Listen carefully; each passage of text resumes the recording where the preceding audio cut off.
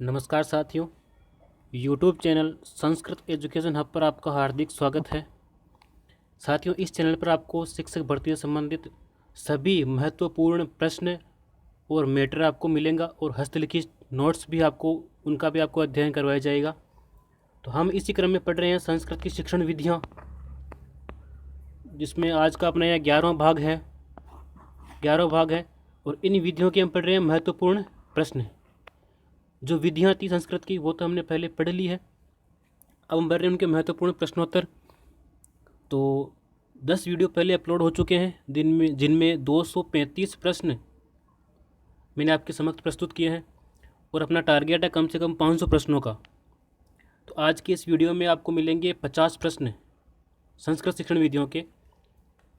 साथियों, चैनल को सब्सक्राइब करें और लाइक बटन को दबा दें, अपने साथियों के साथ शेयर भी करें। आइए शुरू करते हैं इस वीडियो को। आज का अपना पहला प्रश्न है, यदि छात्रस्य विशेष समस्या अस्ति तर्हि भवति। यदि छात्र की विशेष समस्या होती है तब क्या करना चाहिए? 4 विकल्प आपके समक्ष प्रस्तुत हैं, उनको ध्यान से पढ़िए।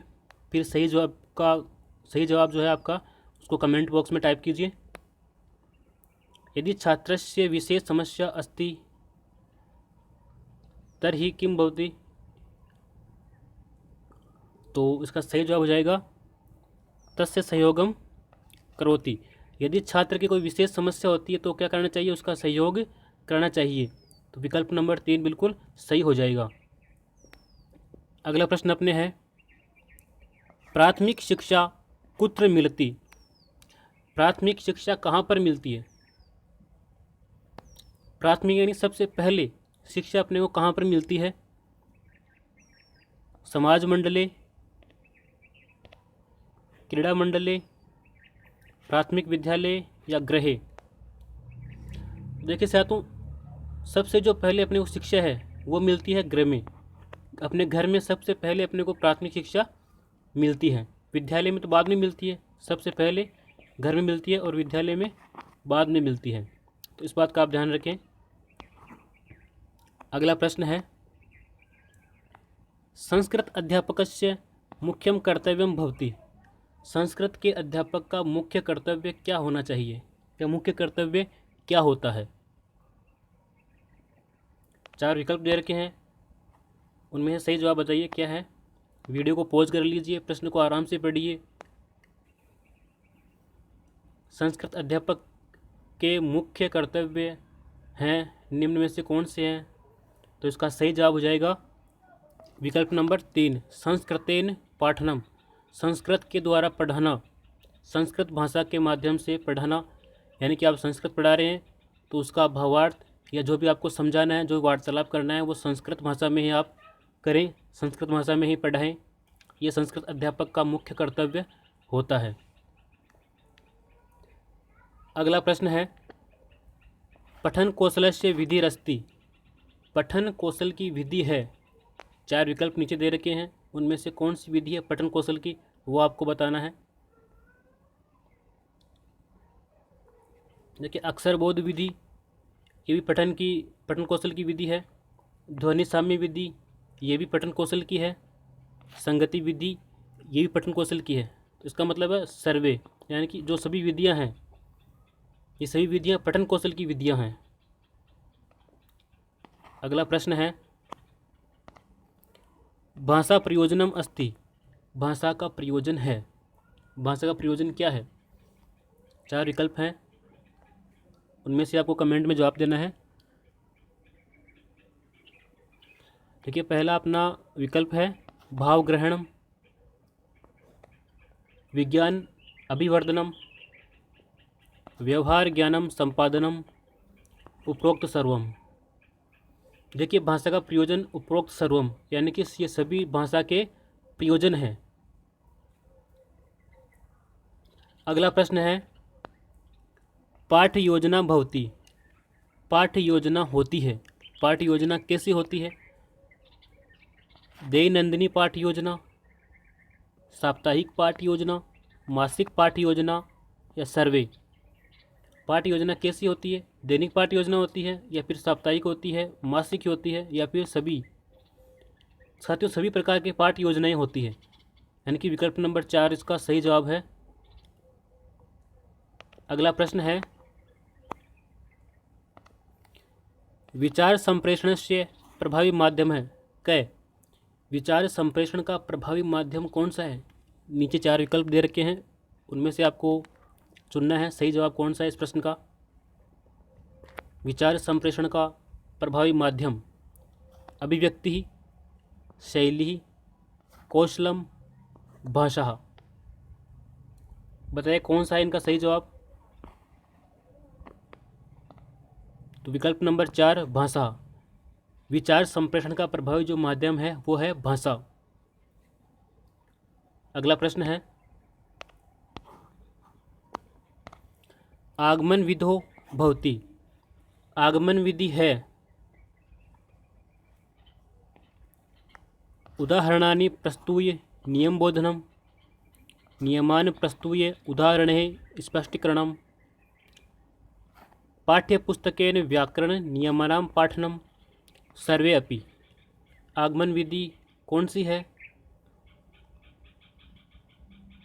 तो इसका सही जवाब हो जाएगा विकल्प नंबर 1 उदाहरणानि प्रस्तूय नियम बोधनम। उदाहरणों को प्रस्तुत करके नियमों को बताना, यह आगमन विधि में होता है। आगमन विधि में पहले उदाहरण प्रस्तुत किए जाते हैं और निगमन विधि में पहले नियम बताया जाता है। इन दोनों विधियों के यानी कि आगमन विधि और निगमन विधि दोनों के 4-4 सोपान होते हैं, इस बात को भी आप ध्यान में रखें। अगला प्रश्न है,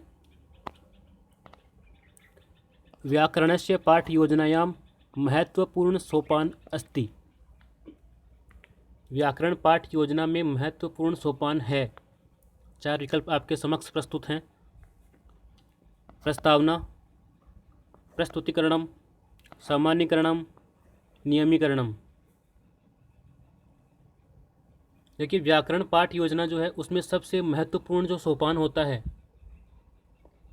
वो होता है उस पाठ योजना को प्रस्तुत करना, यानी कि किस तरीके से किस विधि से वो उस पाठ योजना को प्रस्तुत करता है ताकि विद्यार्थी उस पाठ योजना को आसानी से ग्रहण कर सके।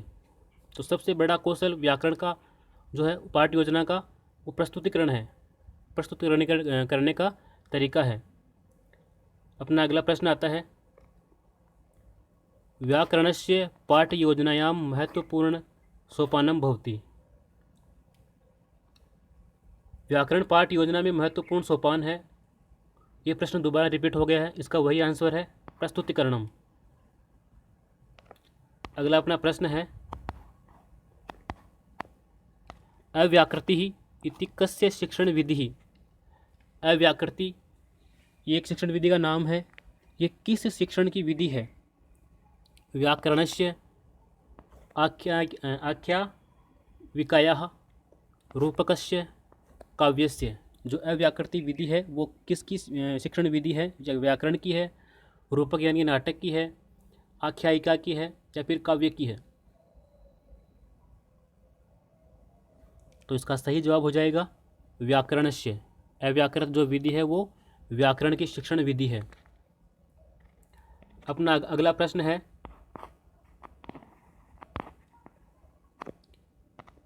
भाषा शिक्षणस्य प्रमुख उद्देश्य अस्ति। भाषा शिक्षण का प्रमुख उद्देश्य क्या है? 4 विकल्प है, ग्रहण, अभिव्यक्ति, शुद्ध उच्चारण या ग्रहण की अभिव्यक्ति। भाषा शिक्षण से प्रमुख उद्देश्य क्या है?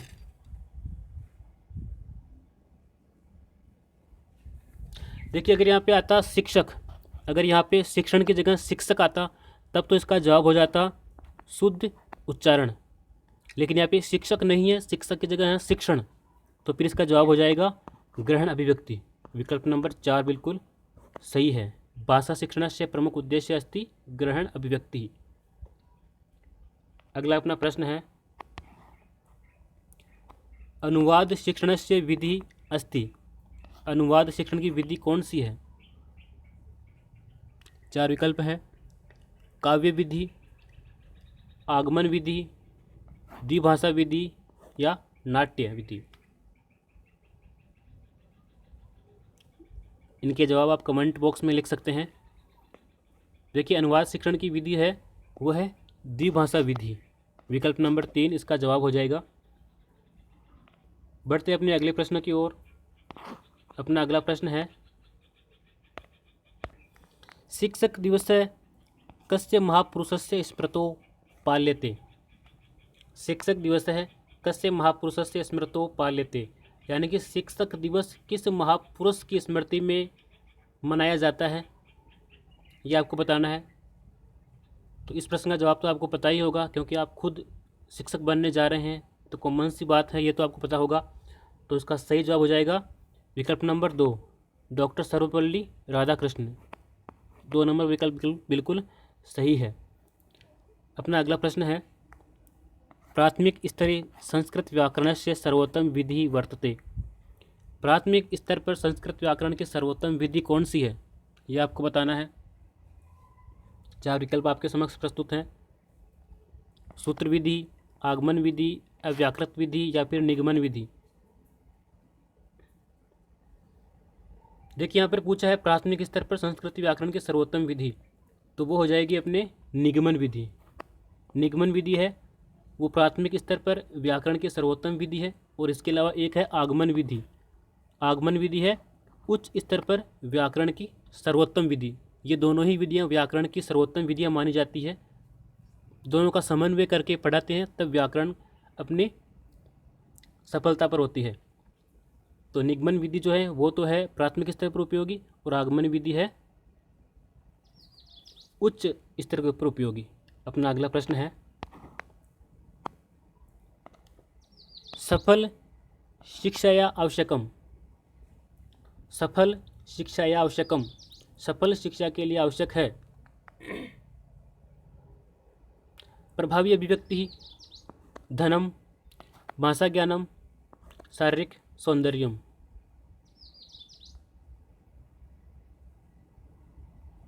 देखिए, यहाँ पे शिक्षा नहीं आएगा, यहाँ पे आएगा शिक्षक। इस पर थोड़ा सुधार कर लीजिए। सफल शिक्षकस्य कृते आवश्यकम अस्ति। प्रश्न ऐसे होगा, सफल शिक्षकस्य कृते आवश्यकम अस्ति, तो इसका जवाब हो जाएगा भाषा ज्ञानम। उसको भाषा का ज्ञान होना जरूरी है। विकल्प नंबर 3 इसका सही जवाब है। प्रश्न को आप संशोधन कर लेना।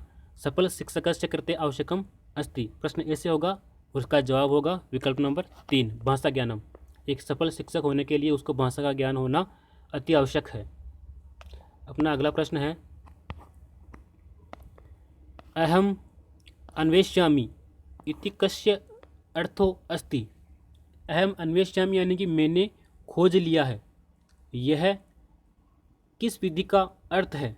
अहम अन्वेष्यामि यह किस विधि से प्रतिपादित होता है, मैंने खोज लिया है। ह्यूरिस्टिक, मॉन्टेसरी, किंडरगार्टन या फिर डॉल्टन। तो इसका सही जवाब हो जाएगा ह्यूरिस्टिक। विकल्प नंबर 1 जो ह्यूरिस्टिक विधि है, इसका अर्थ है अहम अन्वेष्यामि, मैंने खोज लिया है, और इसके जनक है Neil Armstrong. Neil Armstrong heuristic विधि के जनक माने जाते हैं। अगला अपना प्रश्न है, दंडान्वय विधो, दंड है प्रतीक अस्ति।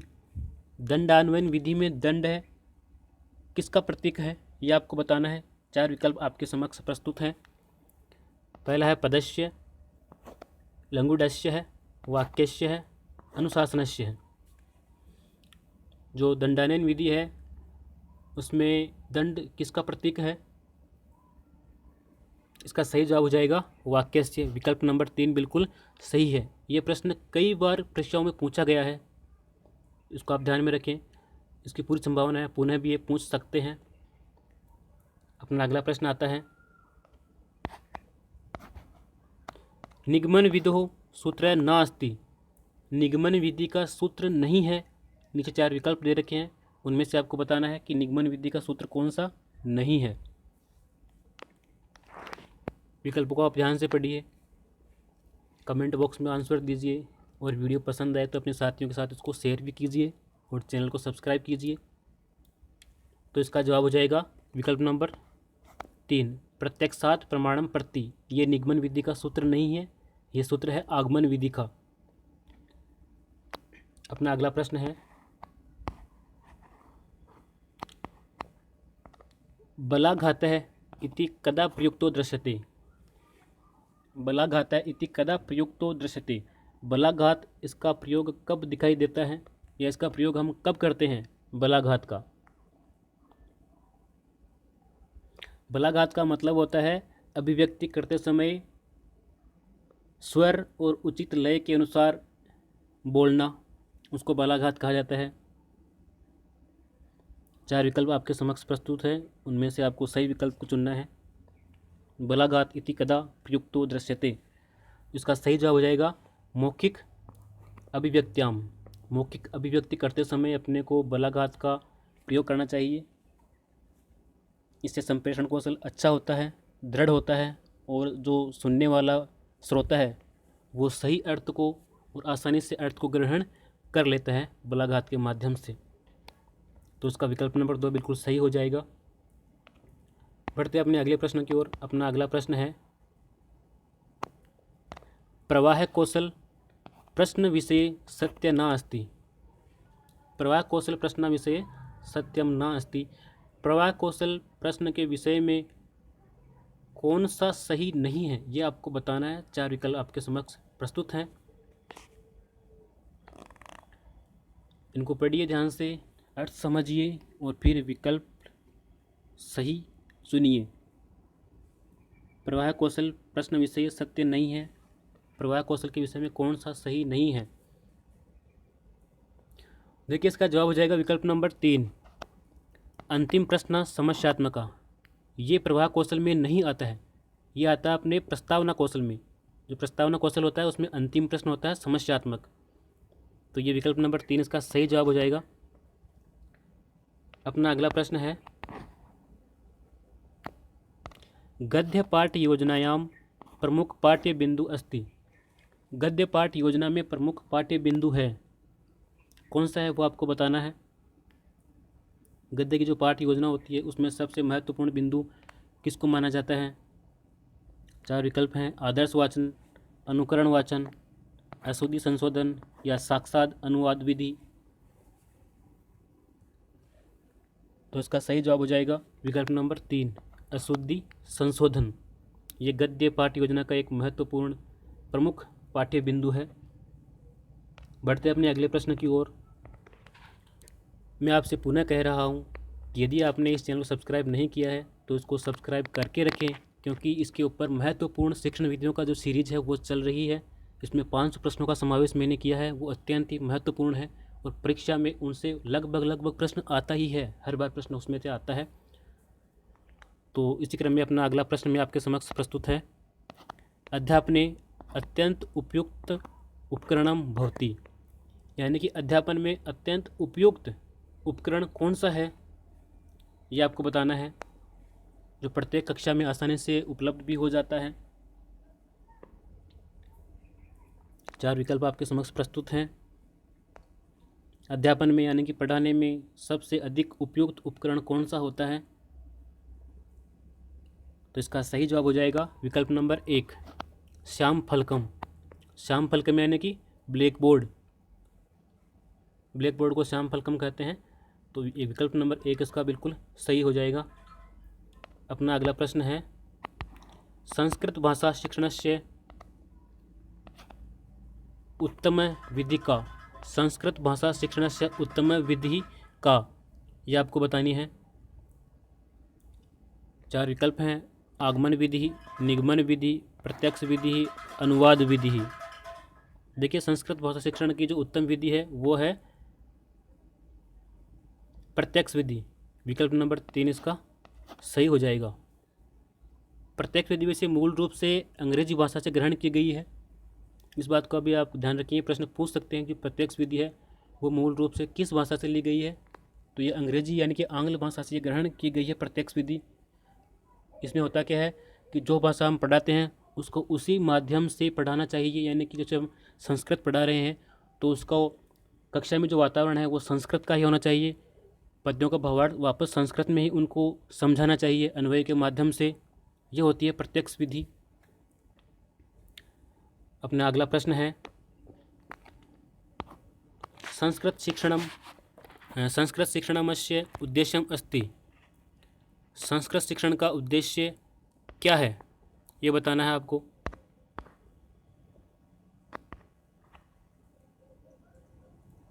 संस्कृत शिक्षणस्य उद्देश्यम अस्ति। संस्कृत शिक्षण का उद्देश्य क्या है, ये बताना है आपको। विकल्प 4 आपके समक्ष प्रस्तुत हैं, उनको देख करके आप सही जवाब पर बताइए क्या होगा इसका सही जवाब। तो इसका सही जवाब हो जाएगा विकल्प नंबर 1, संस्कृत साहित्य ज्ञानम। संस्कृत शिक्षण का प्रमुख उद्देश्य होता है संस्कृत साहित्य का ज्ञान कराना। इसी क्रम में अपना अगला प्रश्न आता है, मौखिक परीक्षा या उपयोग है। मौखिक परीक्षा का उपयोग किसमें होता है? 4 विकल्प है आपके समक्ष।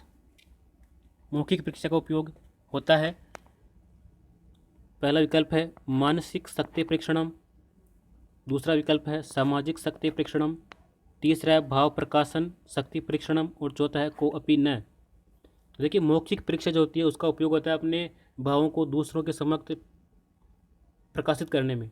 तो विकल्प नंबर 3 इसका सही हो जाएगा। भाव प्रकाशन शक्ति परीक्षणम, भाव प्रकट करने की शक्ति का परीक्षण करना मौखिक परीक्षा का एक प्रमुख उद्देश्य या मौखिक परीक्षा का प्रमुख उपयोग होता है। अगला अपना प्रश्न है, संस्कृत शिक्षा प्रणात्या प्रसारे के वस्तुतः बाधका। संस्कृत शिक्षा, यहाँ पे आएगा प्रणालियाँ, प्रसारे के वस्तुतः बाधका। संस्कृत शिक्षा के प्रसार में, संस्कृत शिक्षा पद्धति या प्रणाली के प्रसार में कौन से ऐसे तत्व हैं जो बाधक साबित होते हैं, यह आपको बताना है। 4 विकल्प आपके समक्ष प्रस्तुत हैं। संस्कृत अध्यापकः, सामान्य जनः, राजनीति मर्मज्ञः, संस्कृत विरोधिनः। इसका सही जवाब हो जाएगा संस्कृत विरोधिनः। जो संस्कृत विरोधी हैं वो संस्कृत शिक्षा प्रणाली के प्रसार में बाधक साबित होते हैं। विकल्प नंबर 4 बिल्कुल इसका सही आंसर हो जाएगा। अगले अपना प्रश्न है, डाल्टन पद्धत्याः सर्वप्रथमं प्रयोगम जातम। जो डाल्टन पद्धति है उसका सर्वप्रथम प्रयोग किस देश में हुआ था, ये आपको 4 विकल्प नीचे दे रखे हैं, उनमें से देख करके कमेंट बॉक्स में जवाब देना है। जो डाल्टन पद्धति है उसका सबसे पहले प्रयोग जो है वो किस देश में हुआ था, तो इसका सही जवाब हो जाएगा अमेरिका देश से। विकल्प नंबर 3 इसका करेक्ट है। अपना अगला प्रश्न है, पद्य शिक्षणस्य विधिरस्ति। पद्य शिक्षण की कौन सी विधि है, बताइए। 4 विकल्प आपके समक्ष प्रस्तुत हैं। पद्य शिक्षण की विधि कौन सी है वो बतानी है आपको। इसका जवाब हो जाएगा विकल्प नंबर 3, भाष्य विधि। जो भाष्य विधि है वो पद्य शिक्षण की विधि है। अगला प्रश्न है, व्याकरणस्य मुख्य प्रयोजनानि सन्ति। व्याकरण के मुख्य प्रयोजन हैं, कितने हैं व्याकरण के मुख्य प्रयोजन? विकल्प अपने पास 4 है, 5 है, 7 है, 13। तो इसका सही जवाब हो जाएगा विकल्प नंबर 2, 5 है। देखिए, व्याकरण के जो मुख्य प्रयोजन है वो तो है 5 और व्याकरण के गौण प्रयोजन है वो है 13। ये दोनों ही बातें आपको ध्यान में रखनी है। अगर मुख्य प्रयोजन पूछे तो आपका जवाब होना चाहिए 5 और अगर गौण प्रयोजन पूछे तो आपका जवाब होना चाहिए 13 यानी कि 13 है। अगला अपना प्रश्न है, पद्य शिक्षणस्य विधि अस्ति। पद्य शिक्षण की विधि कौन सी है? नीचे 4 विकल्प दे रखे हैं, उन विकल्पों से बताना है आपको। पद्य यानी कि काव्य शिक्षण की विधि कौन सी है? विकल्प है प्रदर्शनम, द्रुत पठनम, खंडान्वयनम, मौन वाचनम। तो पद्य शिक्षण की विधि जो नीचे दे रखी है वो है खंडान्वयनम, विकल्प नंबर 3। देखिए, पद्य की 2 विधियाँ हैं, एक तो दंडान्वयन है और एक है खंडान्वयन। ये दोनों ही आपको ध्यान रखना है। तो यहाँ पे पद्य की जो विधि पूछी है वो है खंडान्वयन, विकल्प नंबर 3 इसका सही जवाब है। इसी क्रम में अपना अगला प्रश्न आता है, संस्कार शिक्षण प्रमुख उद्देश्य अस्ति। संस्कार शिक्षण किस शिक्षण का प्रमुख उद्देश्य है, यह आपको बताना है। 4 विकल्प आपके समक्ष प्रस्तुत हैं। संस्कार शिक्षण प्रमुख उद्देश्य है, किस शिक्षण का संस्कार प्रमुख उद्देश्य है, तो इसका सही जवाब हो जाएगा नाटक शिक्षणस्य। जो नाटक शिक्षण है उसका प्रमुख उद्देश्य है संस्कार शिक्षण, संस्कारों की शिक्षा देना। बढ़ते हैं अपने अगले प्रश्न की ओर। अपना अगला प्रश्न है, याज्ञवल्क्य के शिक्षानुसारेण पठनस्य दोषाः कति सन्ति। याज्ञवल्क्य के शिक्षा के अनुसार पठन के कितने दोष हैं वो बताने हैं आपको। 4 विकल्प आपके समक्ष हैं, 22, 18 है, 14 है या फिर 16 है। तो याज्ञवल्क्य की शिक्षा के अनुसार जो पठन के दोष हैं वो हैं 14 है। याज्ञवल्क्य ऋषि ने याज्ञवल्क्य जो ऋषि थे उनके अनुसार पठन के 14 दोष बताए गए हैं।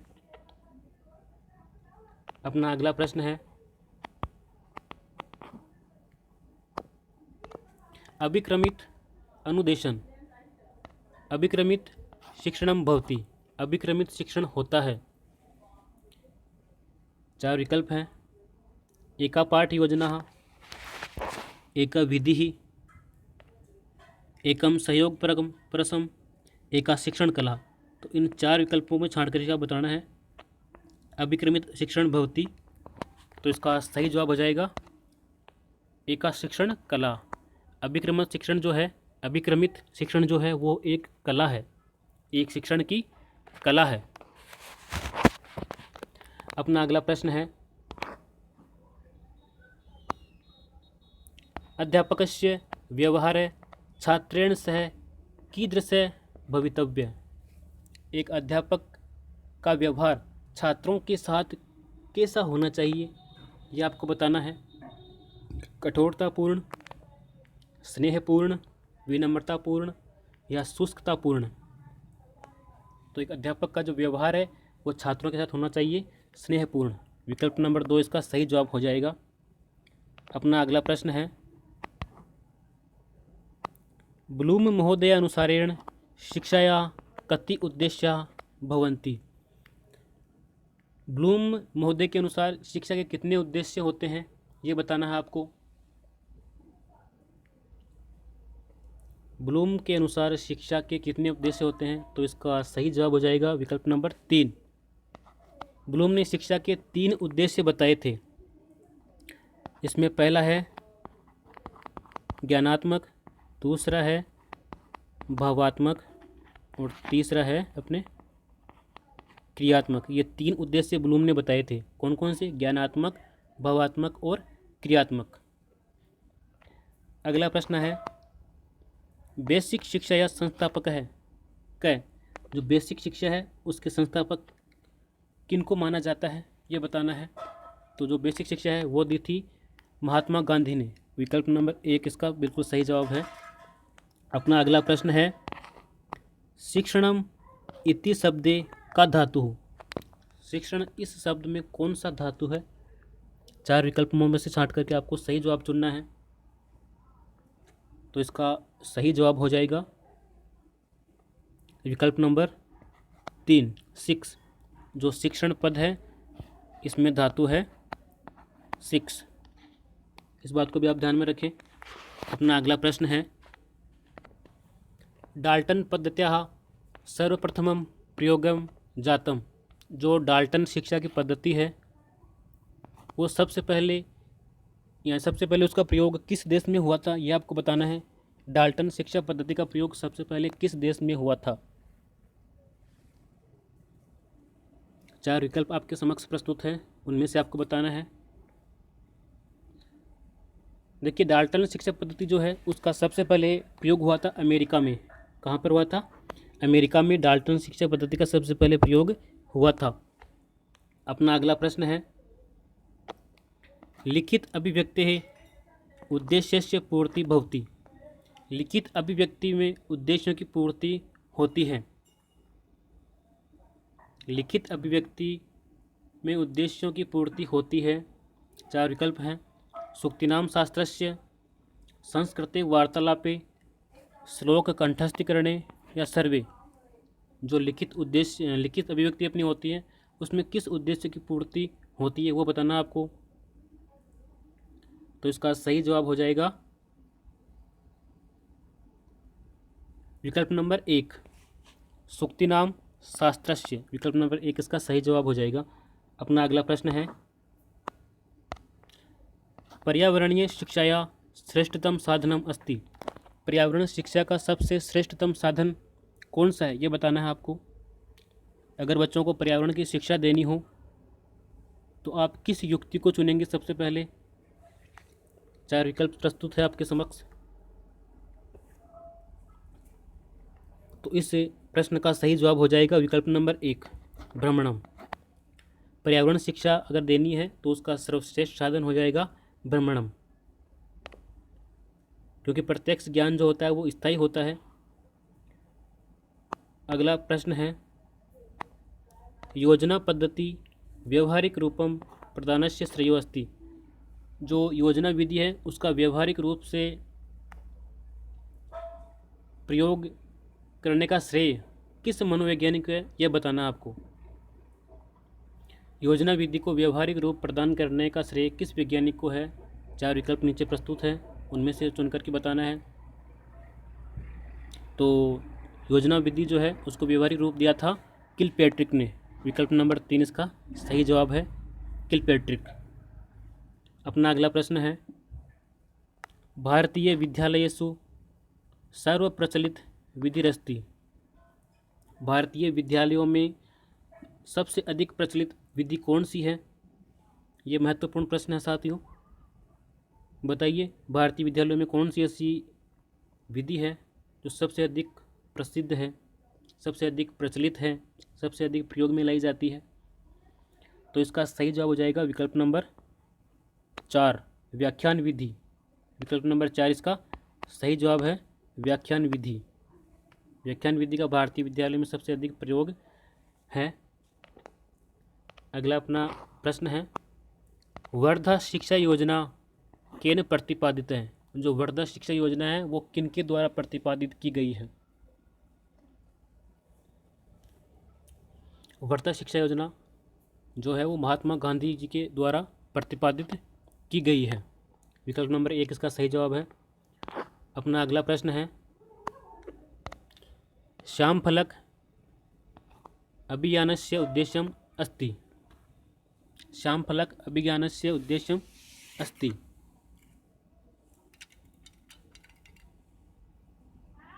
यानी कि श्यामफलक जो अभियान है उसका उद्देश्य क्या है ये आपको बताना है। तो श्यामफलक जो अभियान है उसका सबसे जो अधिक उद्देश्य है, जो सबसे सही विकल्प है वो हो जाएगा अपने विकल्प नंबर 2, विद्यालयेषु अति आवश्यक उपकरणानाम दानम। विद्यालयों में जो अति आवश्यक उपकरण हैं उन उपकरणों का दान करना, ये श्यामफलक एक अभियान है, उस अभियान का सबसे महत्वपूर्ण उद्देश्य है। इसी क्रम में अपना अगला प्रश्न आता है,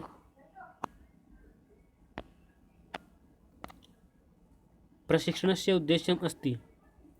प्रशिक्षण का उद्देश्य क्या है ये बताना है आपको।